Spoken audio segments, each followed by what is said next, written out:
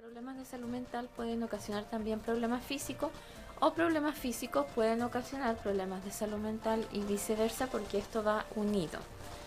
A veces nosotros nos sentimos desganados, desmotivados o irritables y muchas veces eso tiene una explicación médica lógica y tal vez solo lo atribuimos a salud mental. Y otras veces una afección física, que solo creemos que es física, es más bien del área mental y no encontramos nada en los exámenes físicos y entonces se deriva, ¿cierto?, a psicólogo, psiquiatra o neurólogo, dependiendo del caso. Me he encontrado en mi experiencia personal, quizá otros colegas podrían también estar de acuerdo, con varias afecciones de salud de la piel. La piel es el órgano más grande del cuerpo humano y últimamente hartos problemas de psoriasis, por ejemplo, alergias nuevas que han surgido o que la gente decía yo nunca fui alérgica y ahora tengo esta alergia, no entiendo por qué. Y eso no solamente por la contaminación, que ya sabemos que eso ha ido en aumento siempre, pero hay un grado de adaptación, sino que también de nerviosismo. Y me he encontrado con niños con este tipo de alergias que antes afectaban más a los adultos, por ejemplo, como la psoriasis u otros tipos de alergia que ocasionan como una picación constante en la piel, caída del cabello, ese tipo de cosas, y es de sistema nervioso. Entonces he recibido derivaciones porque se hacen los exámenes pertinentes, se hace el test cutáneo, ¿cierto?, y otros exámenes y no se encuentra nada ahí. Ya, es un ejemplo, hay montones. El colon irritable, ¿cierto?, que es como bien mucho más frecuente. O sea, pueden afectar muchas cosas. Muchas cosas, sí.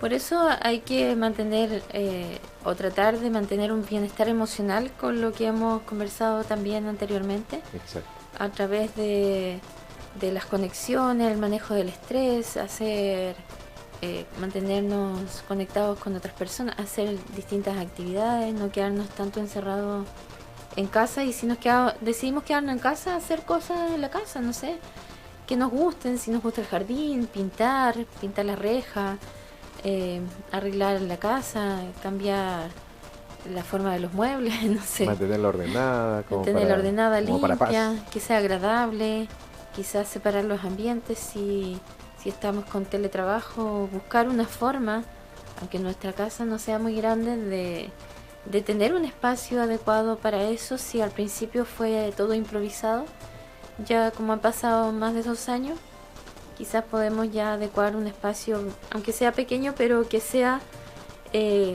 una mini oficina, por ejemplo, como para eso.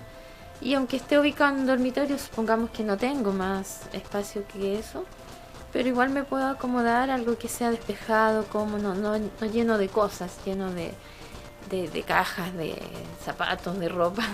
Eso no es... influye en el bienestar, influye en la sensación que tengo de estar cómodo en un lugar limpio, con buen olor, ordenado, por ejemplo. Aunque esté mucho tiempo yo en casa, puedo hacer de ese espacio también algo que me desestrese. Algo que te traiga paz. Exacto, sí. La salud mental es importante porque puede ayudar a enfrentar el estrés diario de la vida. Ya hablamos que hay un estrés que es positivo y otro que no es positivo. Exacto. El estrés que es positivo nos ayuda a motivarnos, a funcionar, a avanzar en la vida. Y el estrés que no es positivo es un estrés que nos enferma, nos produce malestar, nos produce desmotivación, ansiedad, ¿cierto?, miedos, etcétera, como para enfrentar la vida, o simplemente no queremos hacer nada con el tiempo. También nos ayuda a estar físicamente saludables, mantener buenas relaciones, contribuir en forma significativa a la comunidad, trabajar productivamente y alcanzar el potencial. Janina mencionó algo importante que quiero destacar, donde dice que a veces se normalizan, dependiendo mi cultura, ¿cierto?,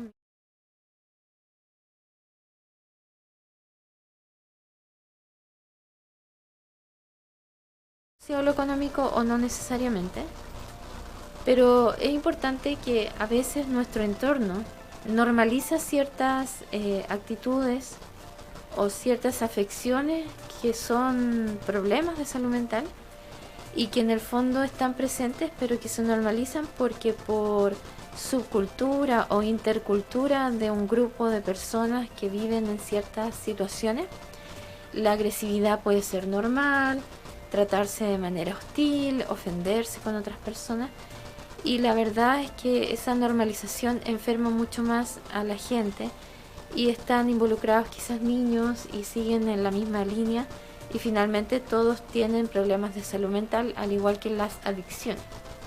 Cuando las adicciones se ven como algo normal, el consumo de algunas drogas, incluso el tabaco, ¿cierto? El alcohol, etcétera. Y eso es algo importante destacar, de que si yo veo a alguien que ha aumentado consumo de algún tipo de sustancia, está más irritable que antes, pelea con frecuencia, ofende, en los niños hay más berrinche o pataleta, poner atención a eso, porque quiere decir que sí hay problemas de salud mental y que tal vez se han normalizado porque uno dice, ay, pero es lógico que esté estresado. Sí, pero ¿hasta qué punto o cuánto tiempo vamos a estar en esa situación? Va un aumento. Puede ir en aumento y hay que tener ahí precaución. Fijarse en eso, en esas señales, y no dejar como se le va a pasar, es una etapa solamente. A lo mejor está asociado a esta pandemia, o puede que venga desde antes y se incrementó con este estrés. Hasta el día de hoy, a pesar de que la gente ya ha retomado bastante su vida normal, siguen habiendo miedos, siguen habiendo temores, sobre todo en lugares masivos, donde eventos masivos o locomoción colectiva, ¿cierto? Donde hay mucha gente, o cuando uno viaja estos fines de semana largos en bus, ¿cierto? Para ir a algunas partes. Y como ya no están las mismas exigencias sanitarias y se han relajado las medidas, existe igual el riesgo, o sea, no es que esto se haya ido por completo. Todavía estamos con un riesgo de contagio, quizás de una afección menos grave por la vacunación, pero lo que no quiere decir que no haya, que no exista. No hay que cuidarse. Y siempre hay que, claro, tener un cuidado, pero ese cuidado a la larga igual nos estresa un poquito, porque siempre tenemos en nuestra mente un grado de preocupación cuando vamos a ciertos lugares. Exacto. No estamos totalmente relajados o tranquilos, quizás la mayoría. ¿Mm? Exacto. Sí. Oye, tú ya nos decías que uno puede mejorar la salud mental ordenando la casa, teniendo un ambiente limpio, teniendo un ambiente ordenado, etcétera, todo lo que más dijiste. Pero ¿cómo más podemos mejorar nuestra salud mental? Acercándonos a un psicólogo, cuéntanos. No necesariamente de forma inmediata. Nosotros podemos hacer algunas cosas para autoayudarnos, ayudarnos entre nosotros con nuestros familiares, por ejemplo, manteniendo actitudes positivas. Sé que no es tan fácil y muchas personas que nos oyen dirán, ya, pero ser positivo no siempre es fácil cuando me siento muy deprimido, o estoy afectado por una pérdida, por ejemplo, que muchos la han tenido, o por otras situaciones también que están asociadas a esto, más problemas económicos que a todos se nos han podido venir en este tiempo, ¿cierto? Hay muchas preocupaciones. Pero si yo trato de mantener un equilibrio entre emociones positivas y negativas, eso va a mejorar mucho mi salud mental. Las emociones negativas tienen que estar presentes, son parte de nuestra vida, no podemos decir que no existen. En algún momento todos vamos a tener tristeza, ansiedades, preocupaciones, pérdidas, ¿cierto? De cualquier, de personas o de un trabajo, de algo. Nadie está exento de problemas, pero si mantenemos una mente positiva, si somos optimistas en cuanto a lo que va a pasar en el futuro o lo que está pasando hoy día, más fijarme en lo que tengo que en lo que me falta, por ejemplo, entonces podemos disfrutar de la vida y disfrutar de los momentos que son felices o que podemos entender como felices, por ejemplo. También tomar descanso de la información negativa. Lo mencionamos en un programa anterior, que a veces el exceso de ver noticias, donde las noticias hoy día duran como 2 horas o 2 horas y media, más o menos, creo, porque yo no suelo ver muchas noticias, por lo mismo. Lo encuentro que es una cosa ya demasiada. Recuerdo cuando era niña que duraban una hora, creo. Claro, 30 Algo así. minutos, una Sí, hora. y Daban los noticieros de fútbol y 30 se minutos, terminaba. sí. Muy, y el clima y listo. Hoy día 2 horas y media de noticias, de verdad Puro lo asalto, encuentro puro... excesivo, sí. Y llenan a las personas de miedos, de temores, por cómo están diseñadas. Sé que es para aumentar quizás la sintonía, las publicidades de las noticias son largas, por lo cual si tiene muchos auspiciadores me imagino que tendrá mucho público.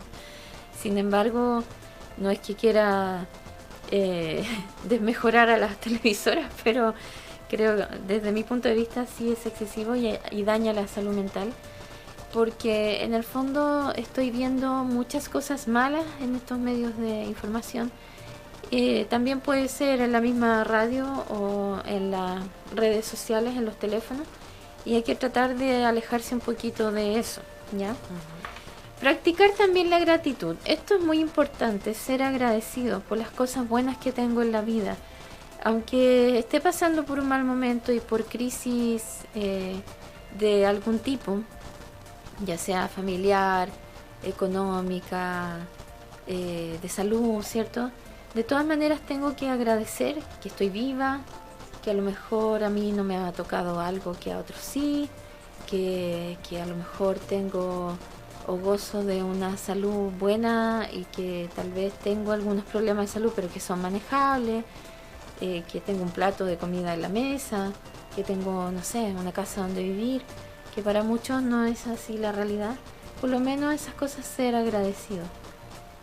Tomar en cuenta esas pequeñas cosas en la vida. Solo con despertarse todos los días es una forma buena de decir gracias porque tengo un día más de vida.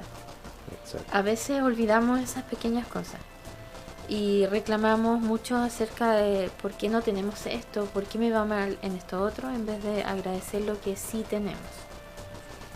Las relaciones familiares, que yo sé que mucha gente las cultiva, como simplemente, no sé, preparar una once, aunque tenga solo con pan con margarina, ¿cierto? Pero estoy con mis familiares compartiendo ese pan con margarina, ya es una cosa para agradecer. Consideren lo simple, pero lo simple a veces está lo feliz. No siempre las cosas tienen que ser muy grandiosas para que sean buenas. Exacto. Entonces es importante darse momentos para eso, ¿cierto? Practicar la gratitud. Por ejemplo, si uno está estresado, también hay que notar que uno vive momentos en que sí se siente bien y tranquilo, ¿sí? Cuidar la salud física es importante. La salud física y mental están conectadas. Como dijo antes Janina, estar físicamente activo. Cualquier tipo de ejercicio adecuado para la edad y la salud que tienen las personas. Por ejemplo, en una persona mayor podría ser como, no sé, algún yoga, ¿sí? O alguna baile quizás suave, ¿cierto? Que le ayude a mantener su salud física, que a lo mejor no puede moverse mucho por su edad, pero sí que le puede ayudar en ese sentido. Dormir lo suficiente. Cuando nos juntamos con amigos, qué sé yo, a veces hacemos desarreglos, ¿cierto? De fin de semana, dormimos tarde, pero en la semana tratemos de quizás respetar nuestros horarios de sueño. Nos levantamos temprano, acostémonos no tan tarde también. Alimentarse o tratar de alimentarse saludablemente, eso ayuda a manejar la ansiedad y el estrés. Está comprobado que ciertas, por ejemplo, baja en proteína o vitaminas como la B12 está directamente relacionado con la depresión y por lo tanto es bueno tratar de mantener una dieta equilibrada y saludable para no tener estos problemas. Y si no me siento bien físicamente, hacer un chequeo con un médico general, de ahí el médico hará las derivaciones, le hará quizás unas pruebas de vitamina, un perfil bioquímico para saber cómo está su salud en general. Es importante esto porque a veces ciertos problemas que pueden asociarse solo a salud mental también pueden estar asociados a una afección física. Tuve una paciente que se sentía mal porque decía que estaba muy flojita, que ella no era así, que no sabía qué le pasaba, que a lo mejor había sido por esto del confinamiento, que antes era como que ella salía para todos lados. y bueno, descubrió que tenía una importante baja de hierro y por eso estaba menos activa que lo normal y ya se sintió aliviada de que no era de floja, sino que era por esa baja de hierro. Se puso en tratamiento, se empezó a animar más para hacer cosas que ya tenía ganas, pero como que su cuerpo se lo impedía. Y eso también está asociado a estos tipos de afecciones físicas. Con el confinamiento y la reclusión dentro de casa, se podía haber producido, por ejemplo, una falta de vitamina D, porque la vitamina D la da la luz solar. Aunque esté nublado, nos llega esa luz igual. Y el estar tanto encerrado, a muchos pueden habernos producido una baja en vitamina D y eso también influye en el calcio, ¿cierto? En la absorción de calcio. Entonces siempre hay que también chequear la salud física que está relacionada con la salud mental. Buen punto. Conectarse con las demás personas es importante, ¿eh? Lo que hablábamos antes, ¿se acuerdan? Que dijimos que era súper importante tener amigos o hacer nuevos amigos, buscar juntarse, aunque sea para tomarse un cafecito, un juguito, lo que quieran. No importa si una gran almuerzo, es una cosa chica pero que nos ayuda bastante. Conectarse con los otros. Claro. Desarrollar un significado a propósito de la vida, o sea, tener un proyecto de vida, tener sueños, tener metas, objetivos a corto, a largo plazo, e ir paso a paso cumpliendo con el logro de esos objetivos. No importa que sean pequeñas o grandes cosas, pero que para mí sean significativas, poder conseguir algo. Y desarrollar habilidades para enfrentar problemas. Habilidades de afrontamiento, que son métodos para lidiar con situaciones estresantes. Esto quiere decir la capacidad que tengo yo para resolver problemas, para ser creativo en la forma en que enfrento ciertas situaciones, para cambiar de línea de acción si es necesario, cuando algo no me resulta y lo hago siempre de la misma manera, entonces lo hago de manera distinta. Buscar ayuda si es necesario para resolver mis situaciones, no solamente lo que hablamos en este plano, sino que otras cosas. Supongamos que yo digo, tengo como proyecto arreglar mi casa, pero no sé qué hacer, porque yo no soy maestra, yo no sé cómo arreglar mi casa. Pero el vecino de allá, yo he visto que hace esto o hace lo otro, ya, vamos a buscar, le voy a pedir al vecino si me puede echar una manito, me puede enseñar. Y entonces yo conozco más al vecino de lo que lo conocía, solo lo saludaba. Me puede ayudar en esto, me explica cómo es, entonces me ayuda y vamos haciendo conexiones y también desarrollando habilidades para enfrentar problemas que yo desconocía y que ahora aprendí una nueva solución, por ejemplo. Esas son como habilidades. Ser asertivo, decir lo que yo siento y pienso en el momento adecuado, sin agresividad. Pero decirlo, no quedarme con eso. Claro. ¿Cierto? Oye, Carolina, ¿cuándo, supongo, para continuar, cuándo uno, ¿sí?, debe buscar ayuda de un profesional?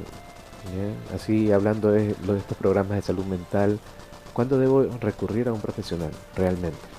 Realmente cuando se debe acudir es cuando yo siento que los problemas me sobrepasan, como que no soy capaz de por mí misma de resolverlo, siento demasiada angustia, otros síntomas que quizás son molestos como no puedo dormir o duermo muy mal, constantemente me siento agitada, con miedo, no quiero salir de la casa, no tengo motivación o ánimo para hacer cosas, no tengo ideas de un proyecto de vida, estoy como una sensación de vacío, de pérdida del sentido de la vida, por ejemplo. Y finalmente no busco estrategias para ayudarme a mejorar en ese sentido y no puedo, o simplemente ya ni siquiera quiero avanzar, no siquiera quiero hacer algo. Es momento ya de buscar ayuda. Otras veces son familiares quienes se pueden dar cuenta de esas afecciones, o personas cercanas, como alguien que está muy deprimido o irritable, por ejemplo, que quizás la persona no se ha dado cuenta de eso, de esa actitud, o ha aumentado su consumo de algo, de algún alcohol o drogas y no tampoco ha caído en la cuenta de que eso puede ser un problema de salud mental porque lo ha normalizado, ¿ya? Y otras personas quizás pueden verlo y decir, ¿sabes qué? Esto es muy seguido, es muy frecuente, tú tienes que ver a un especialista porque ya no puedes controlarlo, por ejemplo.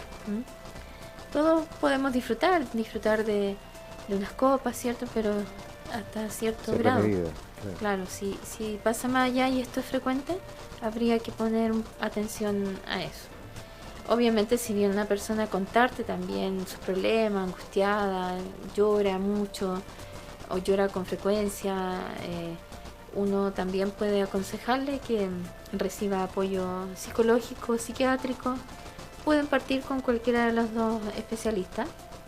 Ahora, el psicólogo en sí puede ayudarte a detectar mejor lo que uno tiene, en el sentido que podemos evaluar la situación. Si no está del todo clara, se puede evaluar también con test psicológicos que ayudan a dar un mejor diagnóstico para poder hacer las derivaciones correspondientes, entendiendo que puede ser también una afección física o física y psicológica, ambas. Entonces también hay que tener ahí un cuidado. Por supuesto. Mire, con respecto a nuestros hogares, ¿cómo podemos darnos cuenta de los problemas de salud mental? O sea, nosotras como madres, como personas que estamos pendientes de nuestro hogar. Claro, por ejemplo, si las relaciones se vuelven hostiles o no hay relación, casi no hay comunicación, las personas a veces se vuelven más aisladas, como ermitañas. Si un niño o adolescente tiene problemas de alimentación, o come demasiado, subió de peso, o no quiere comer, está restringiendo su alimentación, manifiesta que está desconforme con su imagen, en la casa generalmente, no sé, aumentaron los problemas de discusiones o peleas, o antes no habían y ahora sí los hay.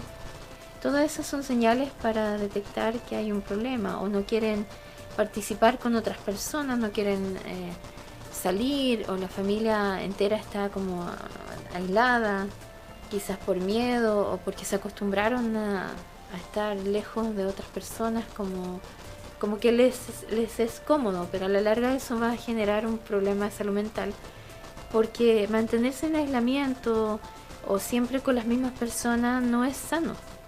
Tenemos que tener interacción, porque si no eso produce aburrimiento, y el aburrimiento puede producir al final una incomodidad, un estrés innecesario y generar problemas importantes en la comunicación.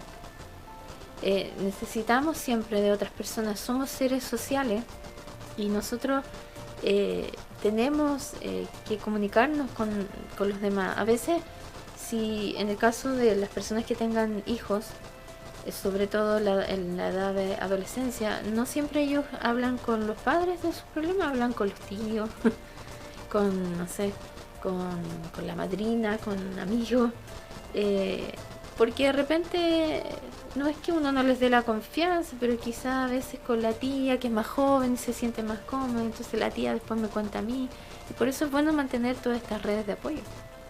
Exacto. Mira, yo tengo la experiencia de una amiga, me contó que para la pandemia tuvo unos problemas por ahí, y ella se dio cuenta que tenía problemas y empezó a buscar como autoayuda en vez de buscar un profesional. ¿Tú encuentras que eso estuvo bien?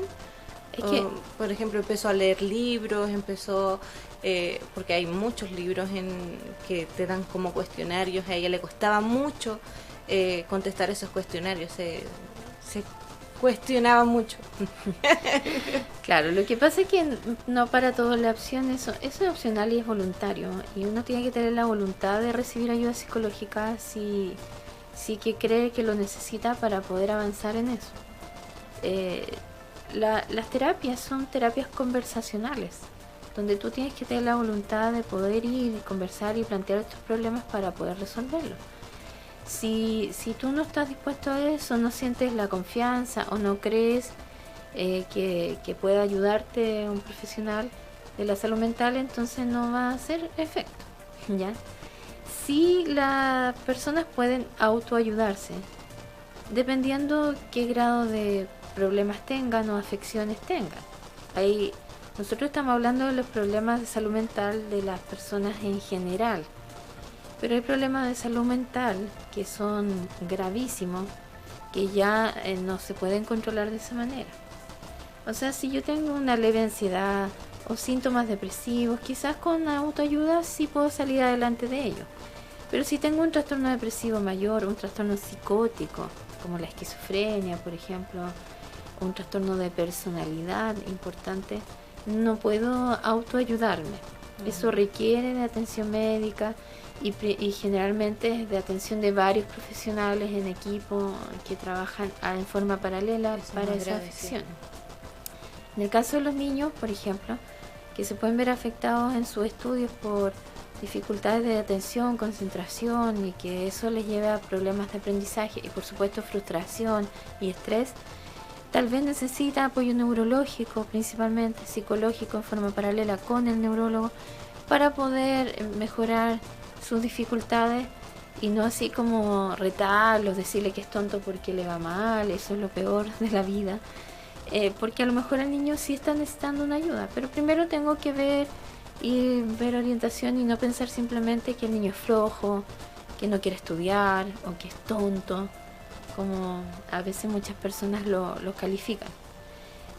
Por eso es importante buscar la manera, y si no puede la persona por un tema económico, porque yo sé que estas cosas todo puede encarecerse varios profesionales al mismo tiempo, siempre con paciencia, obviamente hay ayudas también a nivel de salud pública. Hay que ser insistente, ser perseverante en eso. Salud responde en este caso. Sí, sí. Oye, Carolina, una pregunta fuera del contexto. Si hay alguien que tiene problemas de salud mental, ¿puede afectar a los que están a su alrededor? Por supuesto. Una persona que quizás tampoco a lo mejor ha tenido conciencia de esto, que tiene un problema de salud mental, puede afectar gravemente a los que están a su alrededor. Yo, por ejemplo, vamos a poner un ejemplo específico. La depresión, que es una afección bastante común hoy en día. Frecuente, sí. Que hablamos harto de la ansiedad y el estrés, pero hablemos de la depresión, que igual está presente. La depresión, si bien es una afección de nivel emocional, ¿cierto? Principalmente, le puede pasar a cualquier persona. No es, digamos, una depresión reactiva, ¿ya? Que es por una situación particular que yo viví, supongamos un duelo, y entonces era esa persona muy significativa para mí y me empezó a deprimir. Y yo no me trato de eso, sino que simplemente a lo mejor estoy con los síntomas, angustiada, lloro, no quiero participar en nada, duermo mucho, estoy muy triste, desanimada, decaída. Pero también puede producir como irritabilidad, por ejemplo. Y esa irritabilidad va a afectar sí o sí a los demás, porque la persona va a contestar mal, no quiere que le hablen, empieza a interpretar las cosas de manera muy sensible. Coloca sentimientos quizás donde no los hay. Y entonces tú no sabes si decirle o no decirle algo, porque la persona fácilmente ¿cómo va a reaccionar? Reacciona, claro, demasiado sensible frente a cosas que antes no reaccionaba así. Y entonces a lo mejor te culpa de su problema, cuando en realidad el problema de otro sí no lo llega a reconocer.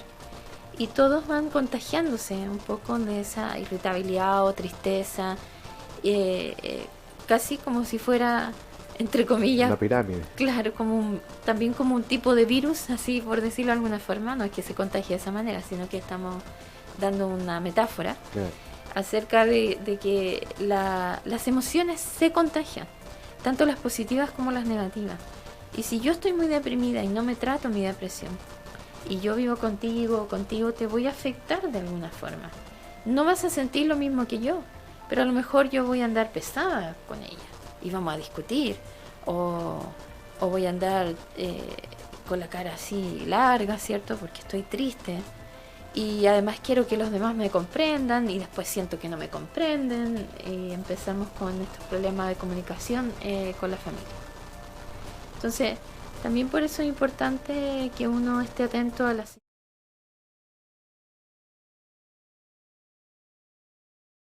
Y también darse cuenta uno mismo que a lo mejor uno está mal. A veces cuando la gente está muy deprimida, sobre todo por pérdida, no quiere recibir ayuda. Eso es difícil. Como que dice, no, déjame con lo mío nomás, déjame aquí. Vivo mi luto. Vivo mi luto, mi duelo. Pero dura muchos años. pero a veces puede durar mucho y esa persona necesita y hay que buscar la forma de convencerla de que tiene que recibir ayuda, porque a veces no quieren las personas, no quieren salir de su tristeza porque a lo mejor ellos piensan o sienten que salir de la tristeza es como traicionar al que murió. Es como olvidarlo, como es que si no lo lloro es como que lo olvido. Tal vez puedan tener esa idea o ese pensamiento. Para todo eso se puede trabajar y solucionar. Exacto. Por supuesto. Oye, en la cuarentena al día de hoy, ¿cómo le afectó la salud mental a los adultos mayores y a los niños? Tú que estás ahí presente en primera línea. Sí, en los adultos mayores la verdad es que, bueno, hay diferentes casos, pero en general, yo creo que el problema mayor ha sido que muchos adultos mayores se vieron mucho más afectados porque pensemos que muchos vivían solos. ¿Cómo lo hacían? Hablemos cuando estábamos en confinamiento. Había que pedir permisos para comprar en la comisaría virtual. Piensen ustedes en una señora mayor de 80 años que vive sola. ¿Cómo lo hace para pedir permiso en la comisaría virtual? Falta de tecnología y todo. ¿Ya? Sí, pues a veces no tienen teléfonos que tienen ese tipo de... No, o sea, estamos hablando, o sea, se tomaron las medidas, ¿cierto? Pero así como, pensemos en la mayoría de la población. En la actualidad. Claro, y en la actualidad. Pero ¿qué pasa con una persona que ni siquiera maneja un teléfono en eso? No tiene a lo mejor computador en su casa. Ya, pidamos ayuda a los vecinos. Pucha, sí, pero a veces es complicado. No siempre tienen las redes de apoyo al alcance, de la mano. Yo creo que les fue bastante difícil. ¿Se acuerdan que hubo una flexibilidad un momento que los adultos mayores en cierto horario podían salir sin permiso y que las puertas de los supermercados se iban a abrir como solo para ellos? Exacto. Ya, eso fue un alivio, yo creo, para muchos, pero igual al principio era difícil. Sé que la comunidad se mueve y que como todo mal trae bien también. ¿Se acuerda que lo conversamos antes? A lo mejor muchos vecinos ayudaron a sus vecinos mayores para poder comprar, ¿cierto? Entonces yo me acuerdo que tuve la profesora de yoga. Tenía una señora que después falleció, no de COVID me parece, al lado, como solita, porque la hija vivía lejos, creo, y ella iba: señora, ¿quiere pancito? Le compro verdurita. Ella iba todos los días a preguntarle cuando estaba esto del confinamiento, sí, de si necesitaba algo. Una señora muy mayor, vivía sola. Y pensemos que muchos adultos mayores estuvieron en esa situación. También hubo muchos contagios en los hogares, ¿se acuerdan? En los hogares de ancianos. Sí, pues. Y muchos fallecimientos. Creo que ver a tus pares, a tus compañeros de vivienda fallecer por esta afección produce mucho más miedo. Como, pucha, si les tocó a ellos, me va a tocar a mí. Y también la pérdida, porque ellos igual hacen vínculos, claro, viviendo en esos lugares. Y el temor para los adultos mayores, para la mayoría, yo creo que continúa bastante alto, más que para las personas más jóvenes, porque el riesgo para la salud para ellos es más importante. Por lo mismo fueron, bueno, por una cosa lógica de la edad, pero también fueron como los primeros que hicieron caso de todas las medidas de vacunación, los primeros que estaban en la fila, no solo porque a ellos se les daba la posibilidad de ser primeros, sino que porque ellos estaban muy preocupados en su salud. Y yo creo que son muy pocos las personas de la tercera edad que no se vacunaron, o que estuvieron en contra de la vacuna, por lo mismo. Y en los niños, bueno, lo habíamos conversado de que ellos por no estar en colegio, hoy día, sobre todo los que recién se venían incorporando al sistema escolar, están durante este año recién como si fueran al primero los que ya van, por ejemplo, a tercero. Entonces, adaptarse a eso es muy difícil, porque tuvieron 2 años menos como de práctica social en ese contexto. Hasta sus propias defensas que tomaban, todo eso han afectado también a los niños. Claro, entonces están más, según algunas profes con las que yo he conversado están más agresivos, más porfiados, cuesta más que se adapten a estar varios ratos, digamos, sentados, poniendo atención, están muy dispersos, porque piensen ustedes que no es lo mismo estar con la mamá al lado frente a un computador o el papá, un rato, quizás era menos tiempo de clases que estar muchas horas en el colegio, donde los recreos igual no son tan largos, y teniendo que poner atención mucho rato y estar con otros niños y que los niños meten bulla. Yo he tenido muchos niños que dicen, no, es que mis compañeros gritan mucho y me molesta, les estresa eso. Claro, no es lo mismo que estar en el computador con un audífono, claro, o sola en la casa al lado de mis papás, así estudiando. Y poquitas horas, así eran poquito tiempo. El error quizás que se cometió, y si volviéramos alguna vez a un confinamiento o por esto mismo ahora hubiera un retraso que no sabemos, ¿cierto? Es que, por ejemplo, algunos niños no se ponían en situación de estudio. Estaban acostados con pijama mirando el celular.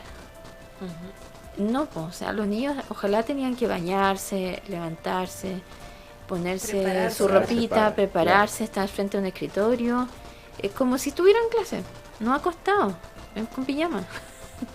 Porque eso no es una buena señal para ellos adaptarse luego a este sistema. Y ojalá en la casa hubieran horarios y rutinas para que el niño se adapte a esta nueva situación de colegio, que cuando ellos, por ejemplo, lleguen a casa tengan la rutina, si van con uniforme, cambiarse de ropa, quizás lavarse los dientecitos, no sé, pues en la noche ducharse, para el otro día preparar su mochila, tener como volver, digamos, a una rutina que a ellos les pueda dar estabilidad, una sensación de seguridad.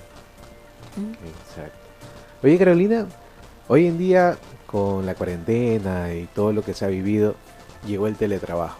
Pero este teletrabajo también traía consecuencias buenas y malas. Sí. ¿Cómo lo ven eso como resumen de los programas dentro de la salud mental?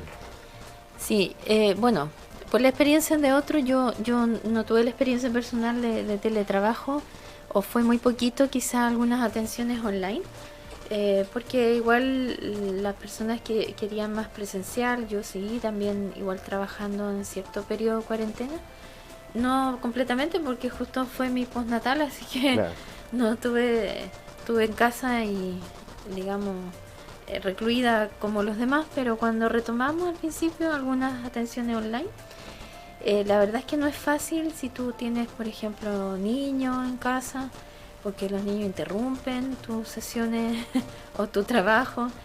De repente cuesta, cierto, mantener los horarios de trabajo, se pasa el tiempo en el computador.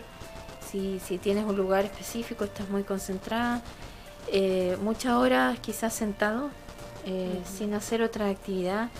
Cuesta, creo, hacer actividad física solo en casa. Se puede, pero es como difícil, como que la actividad física en grupo son más entretenidas, o con un guía, un profesor que te haga una clase, o por último ir al gimnasio, pero ver amigos, no sé, o ir con una amiga al gimnasio, pero así como en la casa ya, con el tutorial de YouTube, se puede si se tiene la voluntad, pero creo que se motiva menos las personas.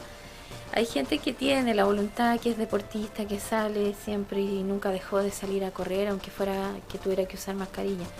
Pero yo creo que no toda la gente tiene quizás ese espíritu de levantarse a las 6 de la mañana para ir a correr. No es la mayoría. No. Fuerza de voluntad también hay que darle. Claro.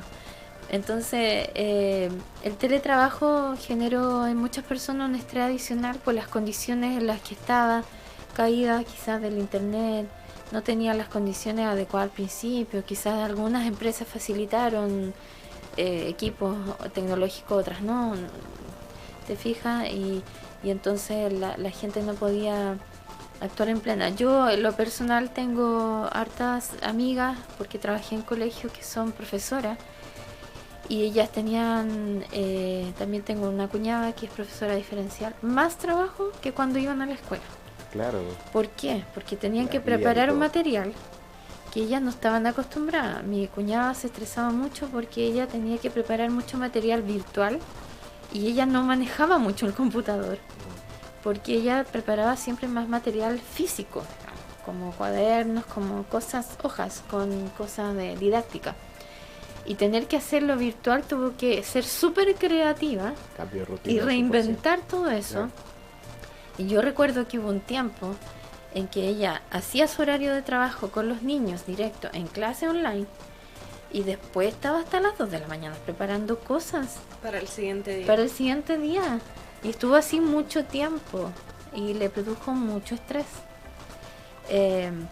Entonces, tanto yo creo físico que esa, como mental. Claro, yo creo que esa realidad fue de muchos profesores. A mí me llamaba la atención que la gente comentaba, los que no están cercanos a esta realidad, de que así como que los profesores más o menos era de flojo que querían quedarse en casa y no hacer clases presenciales a los niños, y que casi eran como vacaciones, y creo que están muy equivocados. Tengo muchas personas conocidas y amigas, profesoras, tanto diferencial como de la escuela, digamos, regular. Tenían que, por ejemplo, preparar cuadernos, ir a dejarle los cuadernos a los niños mucho a las casas, porque no siempre los apoderados podían o iban a buscar los materiales. Preparar muchas guías de trabajo. De verdad era harta pega. Ese es un ejemplo de teletrabajo, pero yo sé que hay diversos. Pero eso puede ocurrir y obviamente las personas, por ejemplo, en ese caso no tenían la posibilidad de decir, ya termino mi pega y tengo la clase con los niños y hasta luego. No era así. Tiene que seguir trabajando. Claro, quizás no en la clase online, pero claro, preparando cosas, materiales para y tú piensas que no tienen 2 niños, po. Y aparte de hacer las cosas en la casa. Claro, todo eso era un estrés también. Con todo eso, claro. Entonces, en un curso normal, digamos, hay 30 niños, 35 hasta más. En un curso diferencial hay 15, pero como son niños con necesidades especiales, necesitan materiales también especiales que hay que crear y preparar. No es tan fácil. Sí, eso es verdad. Entonces, por ejemplo, ella se le caía el internet, no podía encontrar, tenía que buscar, y a veces pasa horas buscando un material que sea didáctico para poder aplicarle a los niños. Recuerdo que ella iba a dejarle cosas, materiales a las casas a los niños, y eso no se lo pagaba nadie. La benzina, nada de eso, no. No, la micro, no. Para ir a dejar los materiales a los niños, porque de verdad, como hay gente que tiene problemas económicos importantes, me decía, es que si yo no voy, no tiene el material y la mamita no tiene plata para la micro, así que prefiero yo ir a dejárselo. Y la verdad es que yo creo que hay muchos profes que son de vocación que son así. Claro, eso es verdad. Sí, no, y cada uno en la vida ha tenido una profesora así, una profesora que le ha marcado. Vamos con los tips de... No, antes de los tips quisiera agradecer al Centro de Salud Monumento y que se acerquen, por favor, coméntales ahí a las personas que invítalos a tu Centro Médico Monumento. Sí, el Centro Médico Monumento está ubicado en General Ordóñez 155, oficina 1006. Esto es frente a la farmacia municipal, donde está la plaza que antes le llamaban Plaza de los Cañones. Ahora los cañones no están, pero desaparecieron. para quienes lo conocieron así. ¿Dónde está la notaría? Donde está la notaría, la primera notaría que se cambió para allá, para ese edificio. Nosotros luego nos vamos a trasladar a Los Tilos 189 Villa México. Ahí le vamos a estar contando. Y nuestro teléfono sí va a ser el mismo, es el más 569-9504-6822, por si quieren escribirnos al WhatsApp o llamar para solicitar alguna hora. ¿Ya no vas a estar ahí en Monumento? Nos vamos a trasladar pronto, estábamos esperando unos permisos, así que ya nos salieron. Nos vamos a trasladar pronto a Los Tilos, que es un lugar más grande, vamos a tener más especialidades, así que esperamos poder tener la noticia para la inauguración. Qué bueno. Y la página es centromédico-mediomonumento.cl. Ya, _mediomonumento. Sí. Esa es la página. Oye, en el Centro Médico Monumento, sí, actual o donde se vayan a cambiar, ¿qué especialistas podemos encontrar para la salud mental? Para la salud mental, principalmente psicólogo, pero también hay médico familiar que, digamos, no tenemos psiquiatra por ahora. Neurólogo yo creo que pronto vamos a poder tener. Pero el médico familiar que atiende de 0 a 100 años ya, sí puede ayudar en forma preliminar, por ejemplo, para un tratamiento farmacológico si es que se requiere en conjunto con el psicólogo hasta poder encontrar la especialista, quizás psiquiatra si es que se requiere. O ¿ya? derivarlo. O derivarlo. Y medicina general también que atiende a adultos, ¿cierto? Desde los 18 años. Y también a veces yo, en mi caso, me apoyo con el pediatra, que tiene vasta experiencia y que también a veces por los problemas que tienen los chicos o hasta más o menos los 15 años que él atiende, pueden ver los temas de alimenticio y complementar con eso. También hay que hacer exámenes de vitaminas y qué sé yo cuando tienen trastornos de alimentación, por ejemplo. En el caso como estuvimos hablando anteriormente, existe parte de gobierno del Salud Responde. Pero muchas veces ir a una atención pública significa estar mucho tiempo, mucha espera. En este caso se puede acudir a una atención particular y para eso, digamos, el Centro Médico Monumento en Maipú los puede ayudar. Sí, por supuesto, ahí las personas tienen la opción. También tenemos algunas especialidades como medicina familiar y psicología y pediatría con FONASA, así que eso abarata un poco los costos y las personas que tienen ese medio de pago pueden preguntar por esos valores que no son tan altos. En forma particular sí sale un poquito más caro, pero ahí podemos también orientarlo y ayudarles en ese sentido para los otros especialistas. Por ejemplo, psicólogo, yo hago una derivación al Cefam y ahí se da más rápido por la derivación que ir directo yo y que tengo que pasar por médico general, después esperar que me llamen para el otro especialista. En cambio con la derivación va directo y pide la hora con psiquiatra o neurólogo, por ejemplo, en el sistema público y se ayuda con el psicólogo en el sistema privado. Eso es una opción. Claro. ¿Ya? Entonces, si nosotros encontramos dentro de nuestros hogares un miembro de nuestra familia con, digamos, deprimido, tristeza, que ha aumentado el consumo de alcohol o vemos que está metido en otras cosas que no sea alcohol, podemos acudir a una atención, ¿verdad? Sí, sería conveniente. Obviamente siempre hay que conversar con el afectado, que tenga la voluntad de asistir, convencerlo quizás de que tal vez necesita orientación, apoyo. Yo sé que la gente hoy día, pero es importante destacar esto en último lugar, tiene más claro lo que la salud mental es para todos.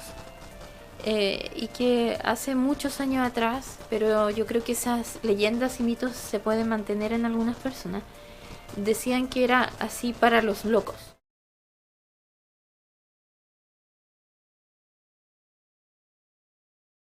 Se han derrumbado, pero todavía hay personas que piensan eso. La verdad es que no. Todos nosotros, incluyendo nosotros mismos como psicólogos, que recibimos también algunas atenciones de nuestros colegas o hacemos cursos como de autoayuda, pero que son cursos que son experienciales, porque nosotros también vemos afectada nuestra salud mental, ya sea por problemas personales o por la misma profesión. Y todos podemos sufrir eso. No estamos exentos, y no porque estemos locos quiere decir que por eso estemos en psicólogo. Y hay cientos de diagnósticos, desde temas, por ejemplo, en los niños del colegio de aprendizaje. Y eso también es parte de la salud mental, y no solamente porque estoy deprimido o porque tengo alucinaciones, no, es todo, incluye muchas cosas. Oye, ¿y existe un psicólogo para niños, adultos o es un solo psicólogo, digamos? Lo que pasa es que va a depender de cómo se ha ido especializando las personas. En mi caso, yo que tengo muchos años de servicio, yo pensé mucho con trabajo con niños y adolescentes, pero también me fui especializando haciendo postítulos para atender adultos, así que atiendo desde todas las edades. Pero hay psicólogos que solamente atienden adultos, que se especializan en eso.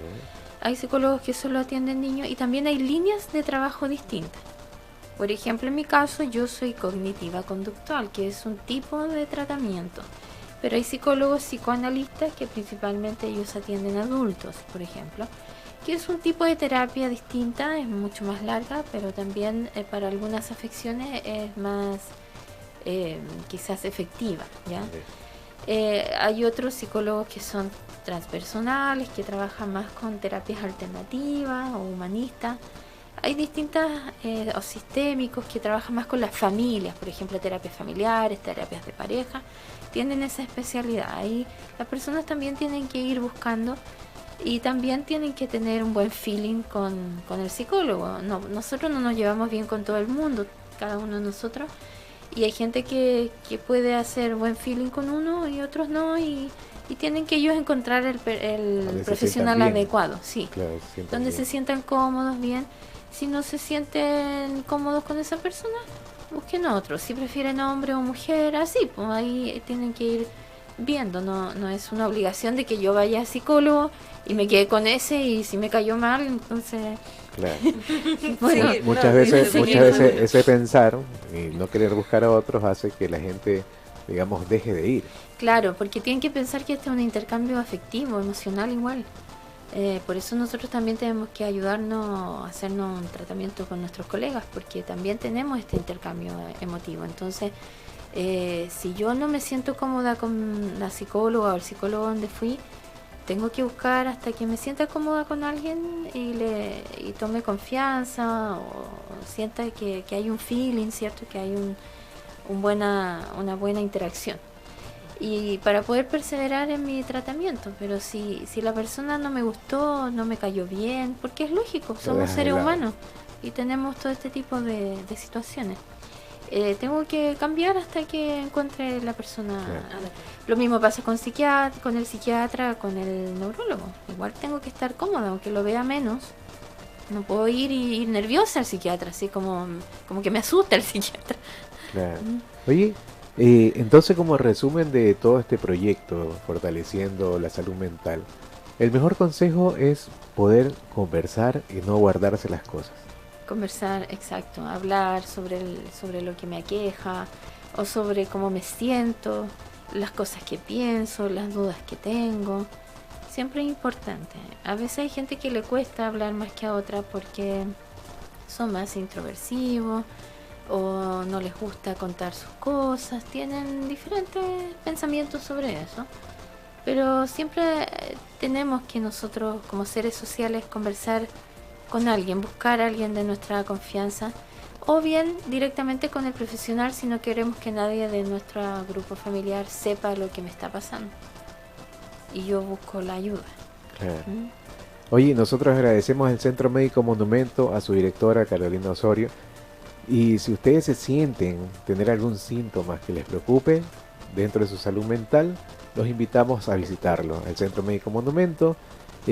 ¿Cómo hacen las reservas de citas, Carolina? Tienen que escribir al WhatsApp o llamar por teléfono al número, no sé si lo repito, Por favor. el más 569-9504-6822. Ahí pueden escribir al WhatsApp o llamar directamente para reservar la hora. Así que ya lo saben. También a todos nuestros oyentes les recordamos que en nuestro sitio web www.chocolatefm.cl quedan todos estos programas a disposición de ustedes. Como medio digital hemos realizado este proyecto con el financiamiento del Fondo de Fomentos de Medios de Comunicación Social del Gobierno de Chile y del Consejo Regional. Damos gracias a Carolina, damos gracias a Yanina y a todos ustedes que nos están escuchando y vuelven a reproducir este programa. Por todo, muchas gracias. Hasta luego.